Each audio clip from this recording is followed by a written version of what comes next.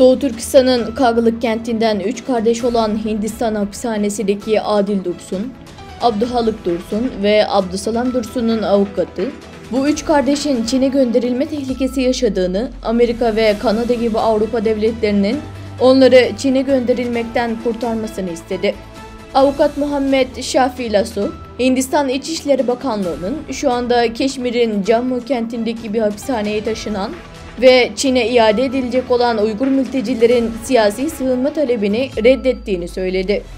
Haziran 2013'te Adil Dursun, Abduhalık Dursun ve Abdusalam Dursun, Hindistan sınırını geçerek Keşmir'in Ladakh bölgesine kaçtı. O sırada sınırı geçtiler ve Ladak'ta Sultan Daşuka'ya geldiklerinde yerel Hindistan sınırı muhafız güçlerinden Hind-Tibet silahlı polis gücünün eline geçtiler ve onlar tarafından yaklaşık 2 ay gözaltında tutuldular.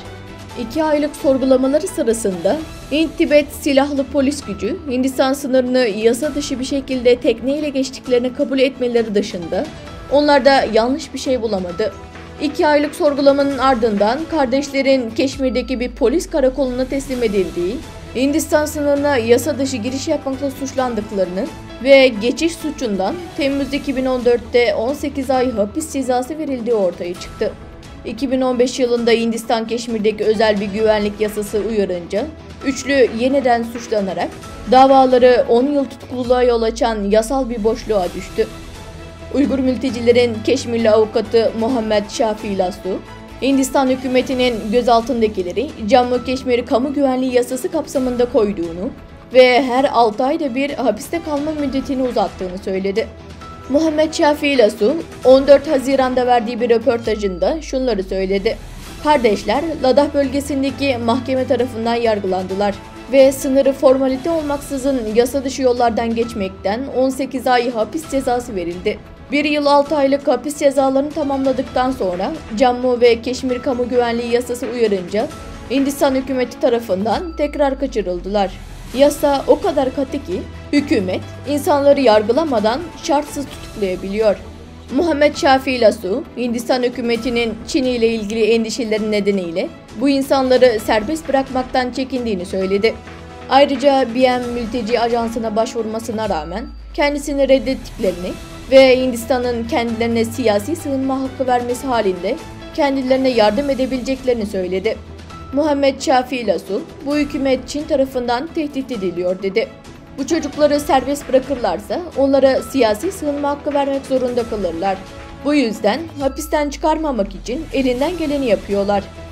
Ben bu 3 kardeş için siyasi sığınma başvurusunda bulundum. En azından geçici siyasi sığınma vermelerini talep ettim. Ama cevap vermediler.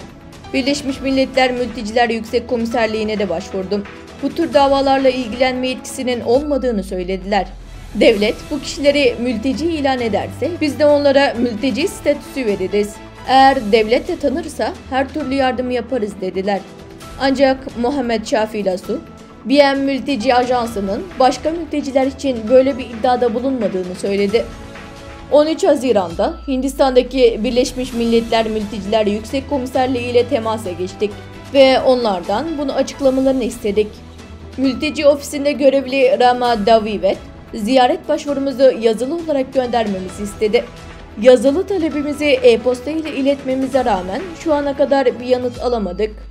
Birleşmiş Milletler İnsan Hakları Yüksek Komiserliği, Birleşmiş Milletler Mülteciler Yüksek Komiserliği, ABD ve diğer ülkeler Uygur mülteciler için Çin'e dönmemeyi çağırırken, hatta Kanada bile 10.000 Uygur'u yeniden yerleştirme kararı alırken, 3 Uygur'un uzun süre tutuklanması ve Çin'e geri gönderme planları insan hakları örgütleri arasında endişe yarattı.